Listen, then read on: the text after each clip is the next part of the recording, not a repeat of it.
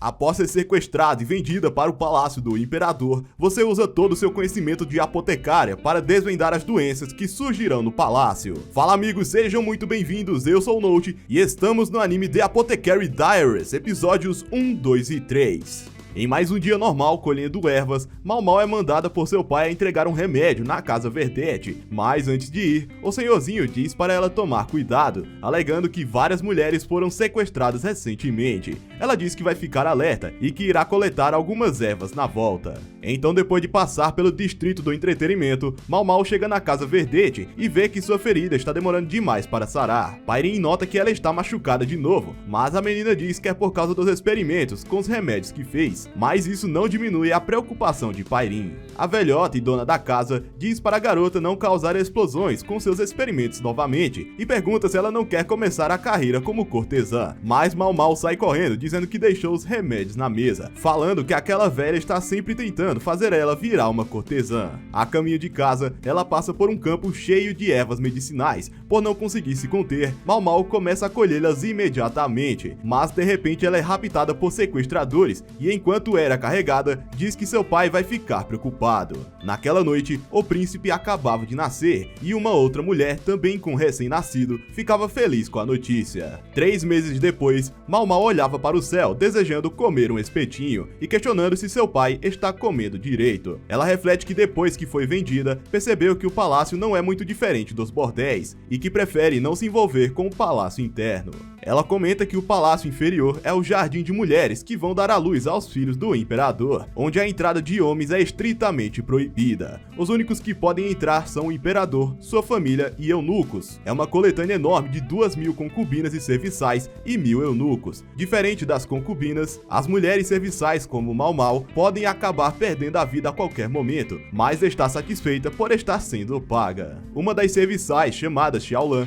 pede para Mau Mau lhe dizer o que está escrito na placa. Depois de fazer isso, reflete que a maioria dos servos não sabem ler, já que para trabalhar ali, ensinam a elas o essencial de regras de etiqueta, mas não a ler e escrever. Ela diz que até serviçais podem se tornar concubinas, para isso é necessário ter uma aparência que eles consideram atraente, mas diz que prefere não se destacar para sua vida não correr nenhum risco, e com seu esforço poderá sair em 2 anos. Enquanto lavavam as roupas, aquela mesma menina fala para Mau Mau sobre os boatos que ouviu que há um eunuco elegante na área central, mas isso não chama sua atenção. Naquela noite, esse mesmo eunuco estava no quarto do príncipe, observando o médico real, tentando descobrir o que aflige o pequeno herdeiro, mas ele não consegue. Em seguida, ele vai até a outra dama, que está com a pequena princesa doente, mas não pode ser atendido porque o médico está ocupado com o príncipe. No almoço, Xiaolan conta a Mau Mau que os herdeiros devem estar amaldiçoados. Ela explica que os 3 filhos do imperador que nasceram ficaram fracos e não sobreviveram. Ela diz que a dama Lihua está bem pior, pois tanto ela como o filho estão com dores de cabeça e na barriga, e um pouco de enjoo. Isso chama a atenção de Mau Mau, dizendo que maldições não existem. Enquanto trabalhava, ela refletia que podia ser envenenamento, mas se levar em relação à posição de herdeira imperial, não faria sentido mirar na princesa.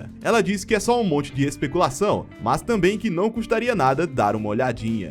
Quando chega no palácio central, a dama Lihua acabava de dar um tapa em Gyokuyo, a acusando de ter jogado uma maldição em seu filho, o que não faz sentido já que sua filha também está doente. Por isso também quer que o médico examine a princesa. Vendo que aquele é o médico real, Mau Mau diz que ele é um charlatão, questionando se ele não notou, mesmo tendo passado tanto tempo com as concubinas. Lembrando dos sintomas e olhando de perto, conclui que não é maldição alguma e se pergunta como vai falar para eles e queria algo no qual pudesse escrever, e Jinshi acaba ouvindo isso. Em outro dia, uma das damas de companhia de Lihua observa no parapeito da janela uma flor com algo amarrado nela, mas simplesmente a ignora. Então, em uma noite chuvosa, o príncipe infelizmente perdeu sua vida e a notícia se espalhou em menos de um mês. Conversando com Jinshi, a dama Gyokuyo conta que encontrou aquilo no parapeito da janela, amarrado em um graveto, que diz dizia que o pó branco do rosto é um veneno, então não devia deixar o bebê tocar nisso. Jinshi comenta que o médico do palácio aparentava não saber a causa, então se pergunta quem poderia ter mandado essa mensagem. Ele lembra que ouviu a garota dizendo que queria escrever, alegando que vai encontrar quem fez isso. Enquanto conversavam sobre a princesa sobrevivente, Mao Mao é chamada para ir até a matrona das serviçais. Com todas reunidas, a apotecária reflete que não tem como ser algo bom e questiona se querem mais mão de obra. Lá dentro, Jinshi agradece por todas estarem ali. Mao Mao até se pergunta quem era essa mulher com cara de arrogante. Ele se apresenta como gerente do palácio interno, então ela deduz que deve ser o eunuco que Xiaolan tinha lhe dito. Ele escreve para ela que é a garota de Sardas ficar e manda as outras retornarem para seus quartos. Mao Mao pensa que ele descobriu sobre a mensagem do outro dia e lembra que é a única serviçal que consegue ler e fez isso para afastá-la das outras. Quando tenta ir embora, Jinshi a segura pelo ombro e diz para segui-lo. Enquanto caminham, Jinshi diz que a investigou, mas estava dito que ela não sabia ler. Ela diz que deve ser algum engano, refletindo que nunca vai admitir e fingir ser ignorante, e se questiona como ele descobriu, sendo que ela foi tão cautelosa, e fica furiosa, alegando que ele não deve ter nada melhor para fazer. Ao chegar no quarto da dama Gyokuyou, fica aliviada ao ver que a princesa está bem. A mulher agradece por ter salvo a vida de sua filha e que não tem como agradecer o suficiente pelo que fez, mas Mao Mao tenta negar o máximo, isso para tentar não se envolver. Jinshi revela que Gyokuyou lhe mostrou o bilhete que recebeu, dizendo que aquele é o pano usado apenas nas roupas das serviçais, concluindo que ela rasgou a própria saia. Então pede para que ela explique o porquê colocou a flor no parapeito da janela. Sem saídas, ela diz que notou algo errado e que a causa era o pó de maquiagem. Mao Mao conta que nos bordéis onde cresceu, havia várias cortesãs que usavam esses pós sofisticados. A maioria delas eram envenenadas pelo pó e perdiam suas vidas.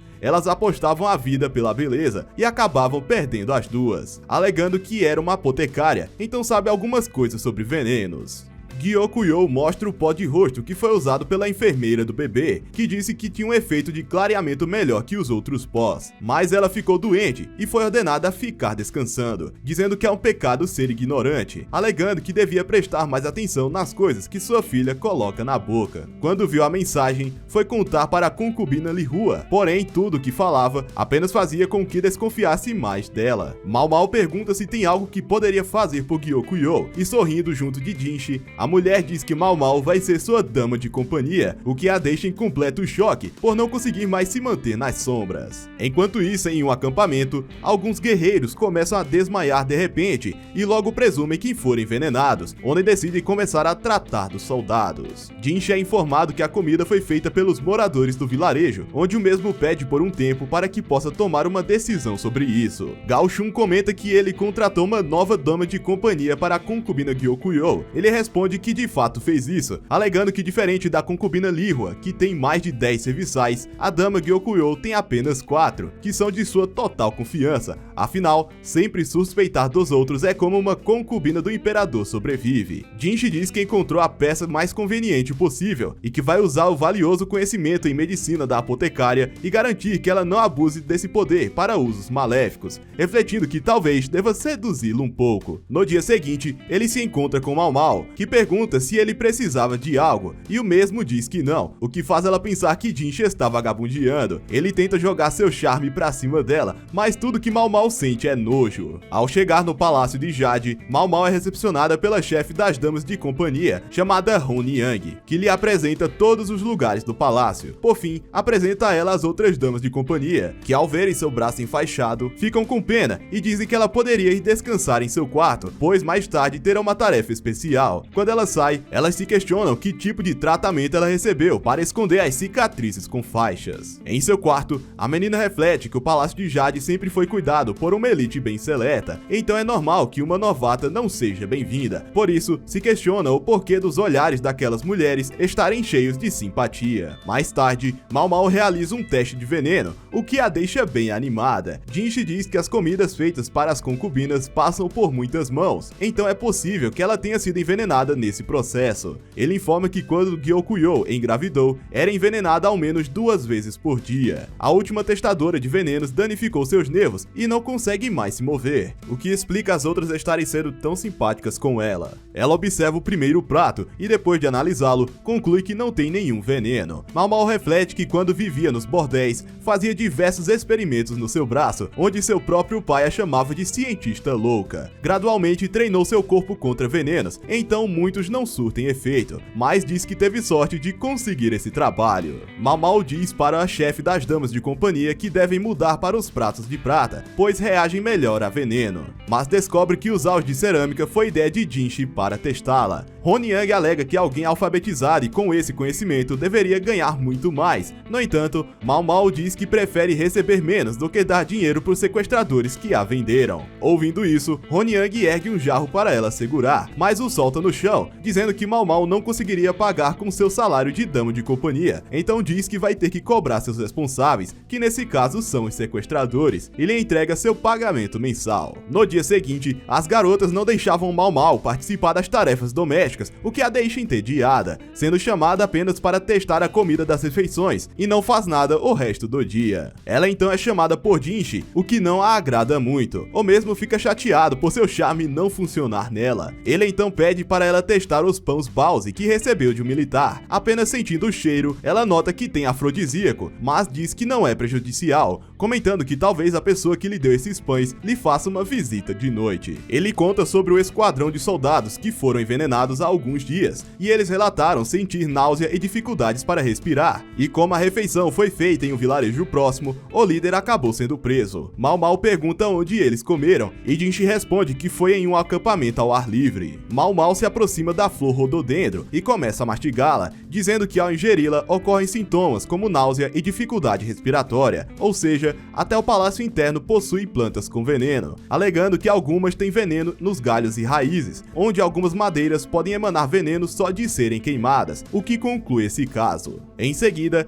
Jinshi pergunta se ela conseguiria fazer um afrodisíaco, o que a deixa animada por finalmente poder fazer medicamentos. Mal Mal responde que consegue se tiver tempo, ingredientes e ferramentas corretas. Em seu escritório, eles comentam que ninguém parece ter percebido que Jinshi serve como teste de lealdade deles ao imperador, onde o próprio diz que nunca tinha recebido um olhar depreciativo igual da apotecária, e pensando sobre o que ela disse sobre alguém visitá-lo naquela noite, ele decide trancar a porta. No dia seguinte, Mal Mal parte toda animada para fazer os medicamentos. Quando chega no local, Gao Shun diz que ela está autorizada a usar tudo que precisa sem nenhuma restrição, deixando-a tão empolgada que começa a dançar, onde Jinshi diz que é uma dança amaldiçoada. Enquanto escreve, Gao Shun rapidamente percebe o que Mal Mal precisa e vai buscar, fazendo ela refletir que ele é bem mais perspicaz do que seu mestre. Ela percebe que o cacau que possuem não é o suficiente, mas Jinshi fala que deve conseguir no armazém de mercadorias. As 3 damas de companhia observam Mal Mal fazendo os preparativos para começar sua produção, mas logo são mandadas embora por sua chefe. Enquanto fazia o afrodisíaco, Mal Mal lembra de quando experimentou cacau pela primeira vez e acabou bêbada. Isso por causa de um cliente malicioso que tentou ganhar a atenção de uma cortesã popular, mas acabou sendo expulso pela velha esquisitona. Após terminar, percebe que ainda sobrou ingredientes e faz uns brownies e os guarda para limpar a cozinha. Ao retornar, percebe que tem algo estranho e observa que as damas de companhia comeram seus brownies, onde Jinshi diz que agora sabem que realmente funciona. No palácio de Jade, Mal Mal mostra a eles o verdadeiro afrodisíaco e ficam em choque ao saber que os brownies eram o lanchinho da garota, que diz que quando você está acostumado com álcool e outros estimulantes, já não tem muito efeito. Ela o avisa que o afrodisíaco é bem forte, então deve comer um pedaço por vez e que só deve usar quando estiver sozinho com a pessoa em questão. Enquanto saía,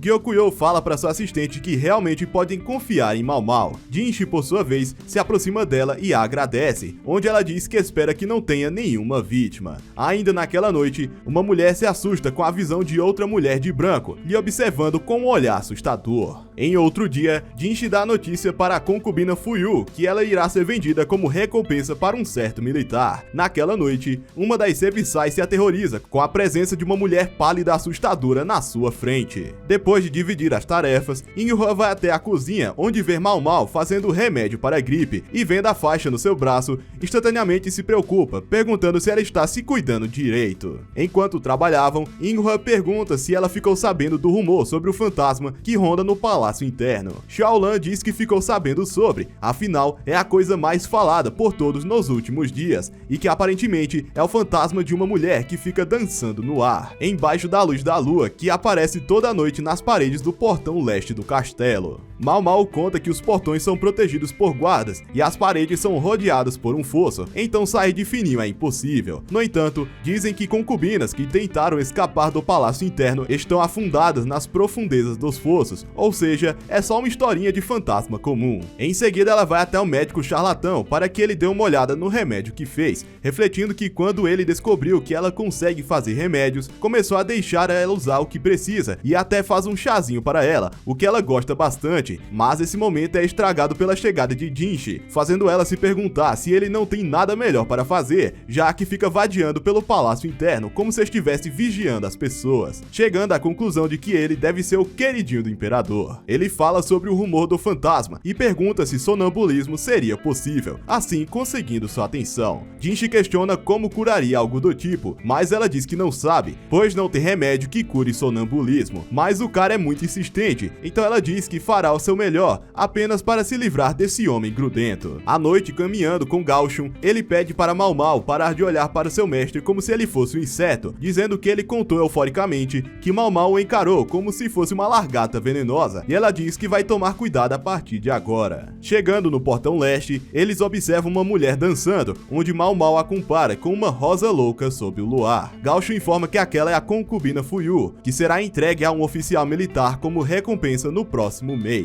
O médico charlatão diz que ela é uma princesa tímida, mas uma dançarina habilidosa que falhou em sua primeira vez dançando. Como resultado, o imperador não encostou nela e desde então ela se trancou em seu quarto. Mao Mao pensa se o sonambulismo começou pelo choque de ser tratada como recompensa, pois dizem que doenças são frutos de uma mente desequilibrada, mas ainda precisa de mais informações. Antes de sair, o charlatão fala que Fuyu é a princesa de um estado pequeno, então deve ser difícil ter que voltar para lá. Observando de longe, Mao Mao comenta que Fuyu passa uma impressão diferente quando está dançando em cima do muro, falando que ela realmente parece uma rosa louca, uma flor branca que muda para o tom de rosa com o decorrer do dia. Depois de conversar um pouco com Xiaolan, descobre que a primeira aparição do fantasma foi no portão leste, o que faz Mao Mao chegar à sua conclusão. No palácio de Jade, ela explica que não se tem muito conhecimento sobre sonambulismo, mas é dito que é causado por estresse. Ela conta que há algum tempo no bordel havia uma cortesã com a mesma doença. Ela chegou a receber uma oferta de compra que acabou sendo cancelada. A cortesã começou a vagar pelo bordel à noite, como se estivesse possuída por um espírito demoníaco, e a mesma não se lembrava de nada da noite anterior. Porém, quando sua oferta foi anulada, o sonambulismo dela parou. A oferta foi feita por um homem rico que já tinha uma família formada. Além disso, restava apenas um ano para o contrato da cortesã terminar, então provavelmente Fuyu esteja passando por uma situação semelhante. Jinshi pergunta se esse é realmente o final da história, e Mao Mao diz que sim, ficando irritada com sua persistência. Depois daquele dia, a concubina Fuyu foi proibida de sair do seu quarto, e eunucos foram colocados para vigiá-la até o dia da entrega. Com o passar dos dias, Gyokuyou nota que Mao Mao tem agido estranha e que deve ter algo por trás disso. Quando finalmente chega o dia da entrega, Mao Mao observava ir embora, quando de repente é abordada por Gyokuyou, dizendo que poderia falar a verdade para ela se quisesse. A garota lembra da história que contou naquele dia e diz que na verdade havia mais uma cortesã que teve sua compra cancelada por alguma razão. Ela recebeu outra oferta mais tarde, mas estava doente, então o preço caiu pela metade. No fim, tudo era uma fraude. Os dois homens que fizeram as ofertas para comprar as cortesãs já se conheciam. A mulher fingiu estar doente para que cancelassem a primeira oferta. Mais tarde, o verdadeiro comprador propôs comprá-la pela metade do primeiro preço. O homem não tinha dinheiro suficiente para manter as duas juntas, e uma delas ainda tinha algum tempo de contrato. Gyokuyou pergunta se ela acha que Fuyu está na mesma situação que essa cortesã. Mao Mao conta que a concubina Fuyu e o oficial militar que vai comprá-la são amigos de infância, que viveram juntos na mesma terra natal. Ela ficou sabendo que esse homem mostrou seu valor na luta contra os bárbaros. Quando perguntaram o que ele queria de recompensa, ele insistiu fortemente em receber a concubina Fuyu, pois já estava pensando nisso antes mesmo de sair da sua terra natal, afirmando que um oficial militar como ele nunca poderia pedir uma princesa em casamento. A princesa também sentiu o mesmo pelo seu amigo de infância. Por isso, talvez essa seja a razão da falha em sua dança. Ela evitaria ganhar a atenção do imperador, e como resultado, o imperador nunca nunca tocou. A luta contra os bárbaros foi na região oriental, e a dança noturna que Fuyu fez foi no portão leste, concluindo que talvez ela estivesse desejando que ele voltasse são e salvo. Mas tudo isso é uma especulação de Mao Mao, que no fim acabou acertando em cheio.